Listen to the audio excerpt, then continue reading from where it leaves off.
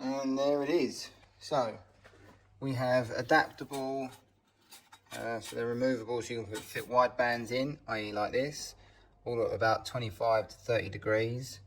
So you can have 4 wide bands or 4, where are we? Let's just have a look. There'll be straight ones, so you can rotate them out once their ferrules are done up. But yeah, basically, it'll be like that. I have 4 straight thermocouples in, and the N1 looks like a problem, but it's not. Even the wideband goes in there fine. And I won't, I'll probably have a 90 off of this anyway, so I'll have more clearance. But yeah, basically, obviously I'll work out tip depth, and things like that. But yeah, so absolutely spot on. And down here is the manifold pressure. Obviously got me Alibaba wiring loom. Yeah, so that'll go in here. That'll be our first pressure sensor. I'll probably have a spiral into a canister and then a pipe off the canister into the sensor. Some like AN fittings going across to the sensor, which will be over here out the way. Yeah, so that's that. So the next thing is going to be this bad boy.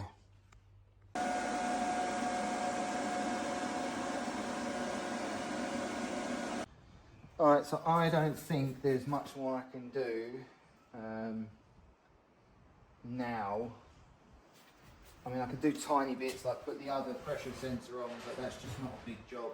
I think realistically I've got to do this engine mount and then we can pull it and build it, because yeah, I'm getting to the point where I'm like, oh yeah, the pressure regulator goes there and this goes there, but you can't drill any holes because the engine's in the way. And yeah, I could paint pen potentially where I want the reg. Annoyingly, if I'd have thought about it before, I would have got pressure regs for the end of each rail and just got 2 that run into another wire back into the thing. But I've already bought that radium. So I've already bought this reg, which is the 2 in, 1 out. So I've got it now. It's the same one we put on the V8 and I quite liked it. So yeah, it'd be nice to have the pressure reg right up onto the manifold, and then obviously those pressure waves that you sometimes get at certain harmonics, like certain RPMs, they would hopefully be slightly reduced. But with this one, obviously I've got to run the 2 lines into it. I was going to mount it on its side or facing downwards, right down the bottom here actually.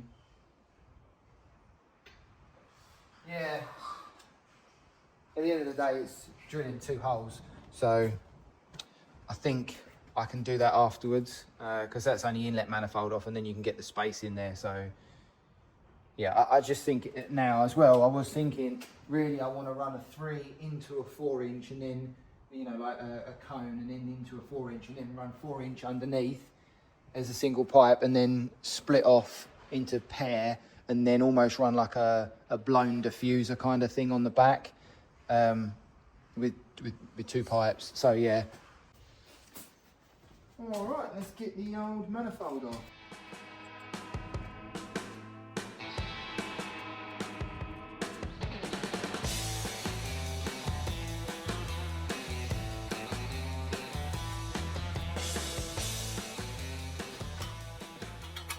Super light, and well, that was easy. I did just notice though that the turbo has fallen.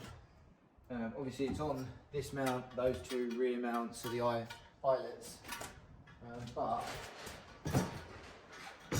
we will have to put over here another mount to carry that weight and at least hold in the same pace. And if this goes to 4 inch, I'm going to have to push this further out slightly. There is enough space for a 4 inch pipe there, but it's going to be tight, so maybe we'll stick to the 3 inch. What I might do is make the 3 inch at the front, but then I'll make it all the same size from the down pipe back. So I'll make it 4 inch from wherever the down pipe finishes into the twins, so that doesn't have to change. It will just be this front pipe, taking it from 3 inch to 4 inch. I think that'd probably be the best way. Alright, so we've got to make this look like the other side. So this is 5mm plate, all cut out on the plasma machine. And this is the other one. Obviously it's rusty now, but that'll all be acid dipped and passivated. So it looks either goldy or yellow or that sort of colour. And this was, I think this one was about half the weight. Yeah, so that is the goal. Remove that, and I think then, other than measuring up for the prop, I think I can just rip the engine out and we'll just start building that. So then at least we can get that one back in. I can start looking at some other parts. I've got high spec brakes. I dropped the wheel off and hub and that, so they still haven't got back to me. It's been like 2, coming on 3 weeks now. So actually I think I'm going to call them right now. I'm going to call them right now, see if we can get a idea on the brake package that can go in there, because disc wise it looks like there's plenty of room. Once you've got that caliper on there, there is no room whatsoever. So it will be out with these. These are 300 ZX aluminium calipers, all the same as the R32 GTR. So they're going to have to go in the bin. Well, I'll sell them obviously. Might give them a rebuild or just sell them as is. I think I'll probably just sell them as is. Hopefully I've still got the files on the CNC. So I've just jumped on the plasma CNC machine, and you can see here that I have got basically every even iteration of the parts of the mount. So you've got 2 versions as well sometimes. So you've got V2 of that mount. Might have done that one differently because that's completely different. Oh gosh, let's go back. Yeah, so you've got the version 2 is just a rounded one. So this was the original one because it was 5mm. I cut the middle out of it. So then when I welded the brackets on, obviously making it light as possible. This is version 2. And I think this is a right hand mount. So I need to now find some 3mm plate to cut these out of instead of the 5mm, and then we can basically, let me just double check which one that is. Yeah, see that's one I was still working on with spacing, so there is probably a slight difference. Yeah, I pulled that hole out. Yeah. So yeah, that is the hopefully the right hand side. I'll double check the shape and just double check it, but yeah. So the hunt now is for some 3mm steel, which obviously this is more of a table than it is a machine. I think that's 3mm. I might be able to get one of the, actually I might be able to do both on there. Ooh, cool. Yeah, I'm sure that's what we just saw. There's a bit dark there, but there's 3 bolts at the bottom, 2 at the top, and that's got a little flat edge on it before it comes down. So I'll just double check that with the image, but I think we're going to be able to do this quite quickly. Yeah, that looks like it to me. So we'll get this cut out of the 3mm, and hopefully it just goes in without any fettling. Hopefully I didn't do any fettling on those other bits, especially because I've already edited this side and pushed this hole out a little bit. So yeah, let's get cutting. Yeah, I think we're all good to go. Soft limits.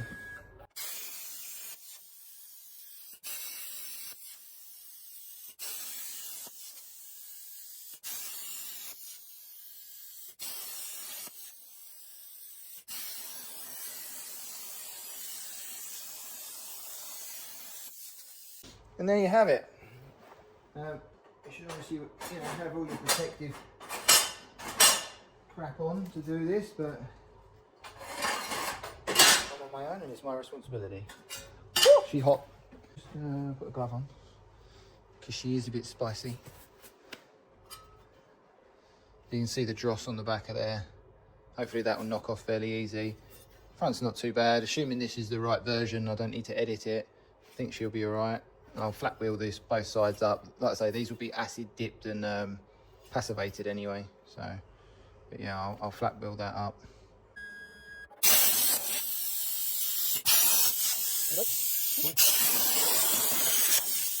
So I'm going to bring the crane over and hold the block with one of these bolts. I think I'll run this back one. I'm going to use a basically it's just a bolt which I've scored in 3 locations with a grinder and then span a tap down it to clean it all up. This is an old one. There you go. And it's just to chase out the any corrosion that's in there before I put the actual bolt in there. That seems alright actually. It's the deepest of shoot, is it 17? Oh, I need a short boy, I don't know how to go in there. I'll pick a rail. Oh, that's alright.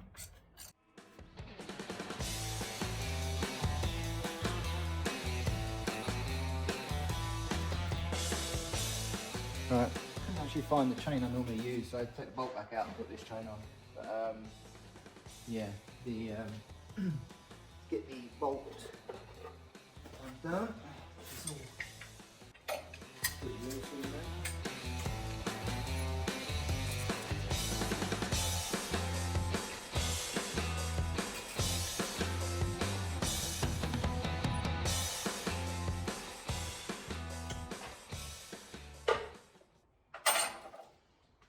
So there is the beast, and I just noticed that there is a boss on the back side, which was thrown on there, so that's obviously a clearance issue.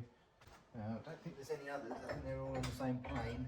The engine did move a little bit when I popped that.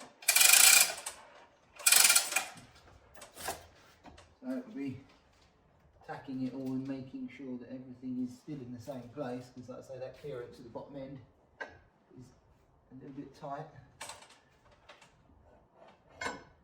Yeah, I think we're all right. I think we're okay.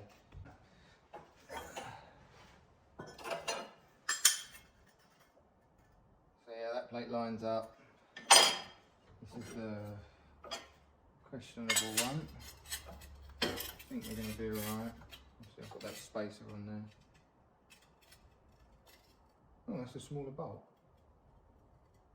Why are they all so big?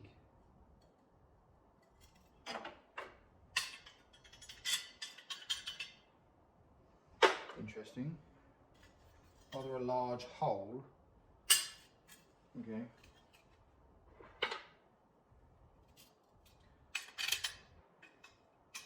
This is a massive hole.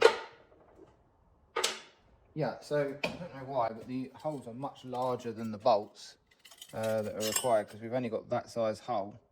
So it may be a case of we cut another one with smaller bolt holes. I might just check the other side, and it's not going to make too much difference, because obviously once it's bolted up, it's clamped. But yeah, I might make one with slightly smaller bolt holes, and then see if we need to move any of these left and right. I've probably got some thin sheet I can do it with instead of doing it with 3mm. I'll check the other side. If I haven't done the same on the other side, then I'll just leave it as it is.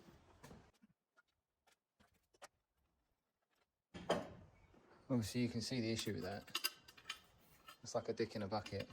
The other side is actually much larger bolts, so it's not really a good reference. I think I might, like I say, find myself a little sheet of very thin material and just cut it out with the like an M8. I don't know what that is. Even a 10mm hole. That's a yeah. Even I'll put it as an M10 and just see if we can still get us along. I think I'm going to do that. So a quick spin out of some scrap alley, and we can just offer that up and yeah, see if she's roughly on point. Whether we've got to shift some stuff about, because I don't really want massive holes.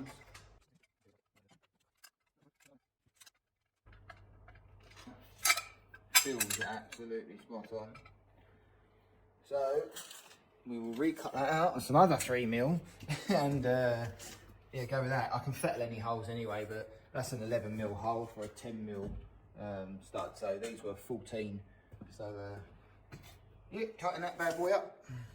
Yeah, so I've cut 2 new plates. I've just cleaned them up. Little quick run over. Getting a bit dross and getting surface rust off. Alright, let's get this on. So I actually just pulled out the old bucket of bits, a 10mm spacer. So I'm actually just going to bolt that on and just double check that it's not 10mm and it's, yeah, I just want to, if I can fit a 10mm in there, then I don't have to put it down on the lathe or anything like that. And I want to double check it anyway, so let's do it. And that 10mm spacer is too big, so I'll just put that in the lathe and spin her down. So I've got the new XYZ lathe. It's not actually new, but look at the finish on that, if you can. Come on, girl.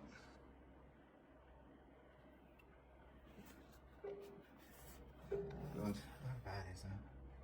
That finish is honestly really nice. Managed to get 2 cuts using DRO, obviously. I got 2 cuts that were both within 1/10 of a thou. It's just crazy. Really good accuracy I'm getting out of it. Obviously there is some little tricks that you have to do, you know, not wind out and things like that. You just wind back up the slides, wind in, and then cut, and then don't wind it away from the material. But yeah, really good lathe. It's such a good surface finish. If you have just a difference between the original really rough surface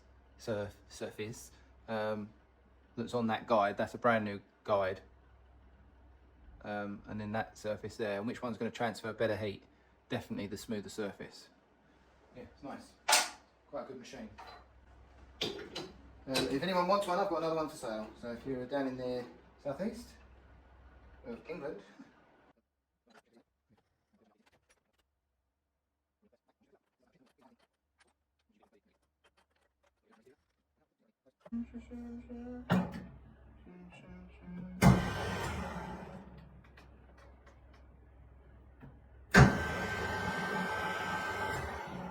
yeah, I mean, I'm not going to budget, but I'm not going to budget that.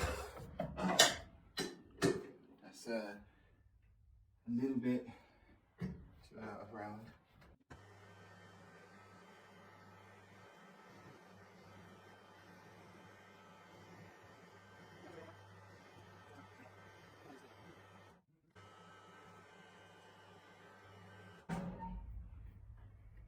Perfect. Let's see if I can do. Oh, I'll run it in the polisher just to clear off that coating that's in there. So that slid around a bit. Speedy. Lovely. Yeah, so there you go. Just 1 mil off. Job done. So we should. I've just cleaned it up a little bit in the grinder, but that is a perfect fit. Look at that. Boom. Do. Might not even need the rod.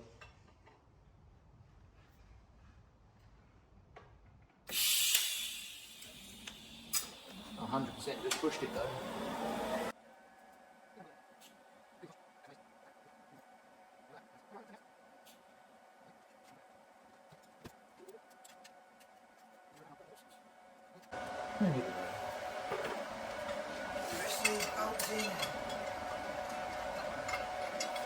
You find you tacked it the wrong side. Gosh, how many times have I done that?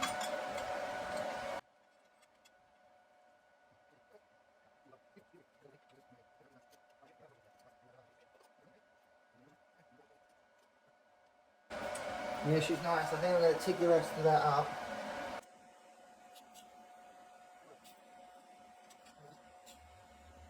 I'll just show you. It's just fusion welding. There's no need for any filler whatsoever. And the fact that I mean, I wouldn't need to do any more welds than that really, but I'll run it round because I can.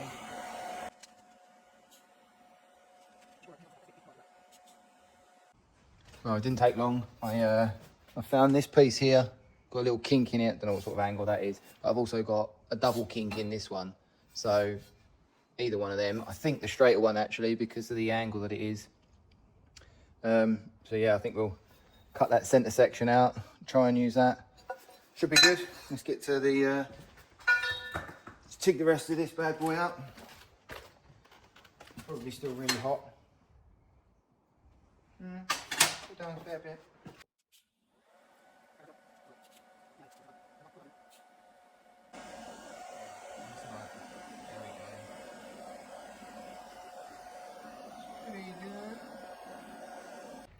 Right, this will be the last fit up now.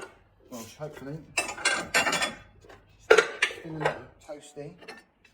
I'm not going to hang around too much. Oh yeah, too warm. Finish shit.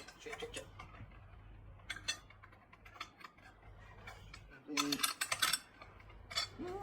that's hot. That heat spread throughout the plate now.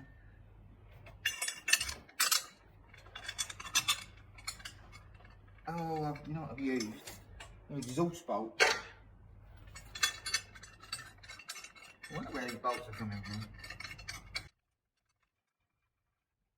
Looking forward to seeing how thin this is. It's thin, how light this is.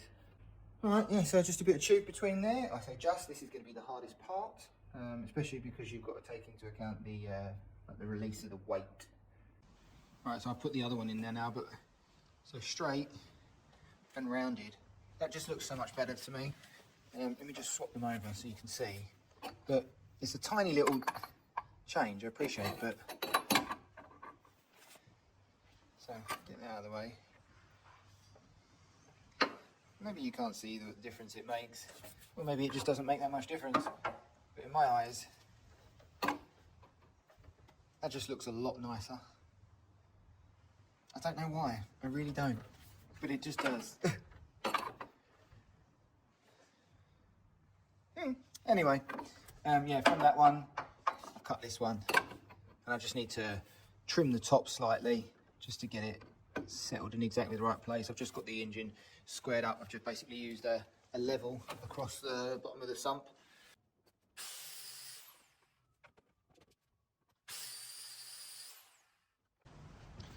Right, I've just cleaned that up. Boom. Look at that, shiny boy.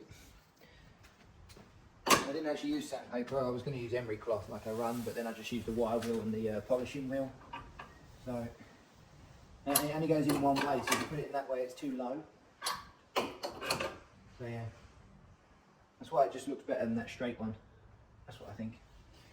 So yeah, I'm going to bang that in there. I've taken the engine up about 3 or 4 mil. So hopefully she'll be good. Let's get the plant on.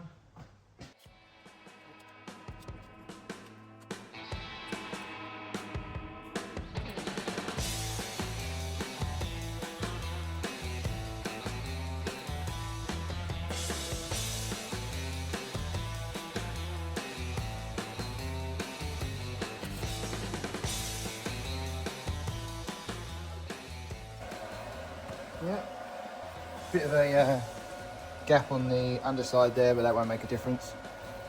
So yeah, I only did 3 tacks on this top one, so those 3 tacks were strong enough to hold that whole lot. And that's gear. That's not just engine; it is a bit of the gearbox as well. But yeah, I've got to fix that problem. Cool.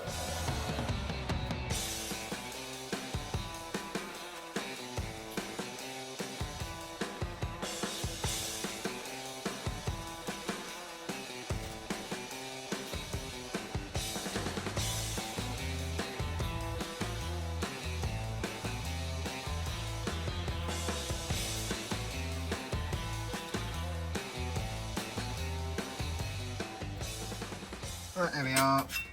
So, welded, and I got on the inside there. A bit of focus.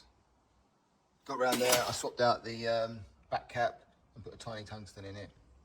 And that tungsten is actually slightly contaminated. But I did sharpen it, but obviously it's still in the material. But yeah, right, here we are, zeroed this one, which wasn't too bad. I think I did this one as well, but obviously it's much thicker material. So obviously this will be stronger if you're in, got some sort of cat diesel in it or something more appropriate. Wow, look at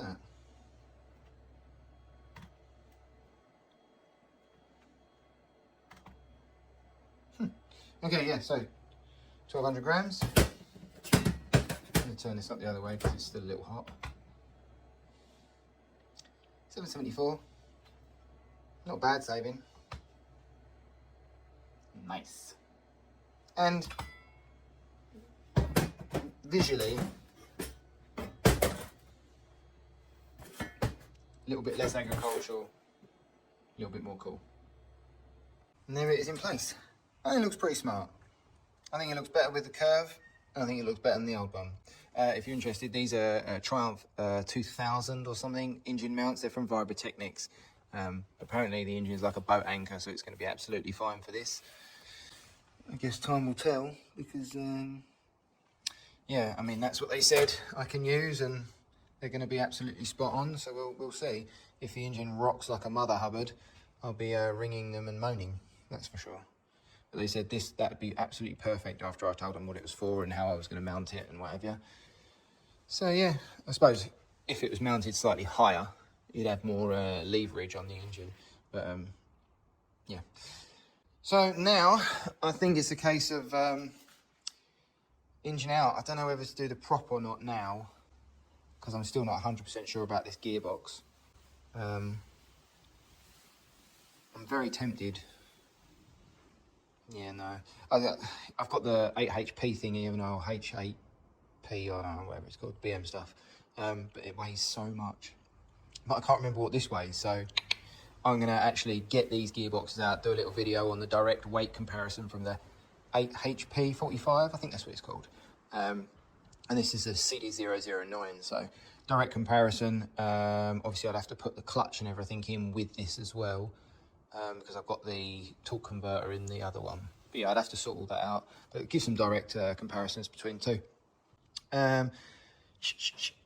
Maybe I'm going to throw the exhaust back on and just make sure everything still lines up, because obviously as that engine tilts, everything's going to tilt down here. I can adjust it slightly, but this is all a little bit, you know, everything's just teetering on the edge of being just about perfect. And then having a decent wiggle in it. Obviously, if it twists a bit too much, then there won't be so much wiggle in the front end, and obviously we know it's going to shift slightly. All right, so I've just got the manifold back on, turbo back on. That was actually a real pain in the arse. I think things have moved slightly, and I've just sorted out some of these bolts to make them the right length and stuff, so that's front frames all in there. I've decided I'm going to build the other engine and leave this one in it, because then it allows me to mock up for wiring while I'm having the engine ripped apart as well. So I was going to pull this, build the engine, then put it back in and then mock up, but I can do both at the same time and it doesn't halt the build as such. So I'm going to pull the other engine out of the container, which is a fully working K24, obviously K24 head on both of these, but they're no good to me because of the way the water outlets come out the back and stuff, and where I've got this up against the bulkhead. So yeah, stock water outlets like way back here, which is never going to get in there. So it's a K20 head only because of how far the engine is back. So if you have a look, it's basically bang in the middle of the two cylinders. It's as far back as I can possibly get it without going into the bulkhead, which I don't want to do. So yeah, I'm going to pull the other engine, strip that, then I can start the build. I've got loads of parts anyway, but at least it allows me to continue. It's probably not the best way to do it. Obviously the best way to do it is to make a really nice loom and you know, it's all integrated, it's all together as one unit, but I don't want to do it like that. I'm going to be working on this thing for a while, probably changing stuff up. So I'm going to do sub harnesses for pretty much everything I can. Coil packs, sub harness off the main harness.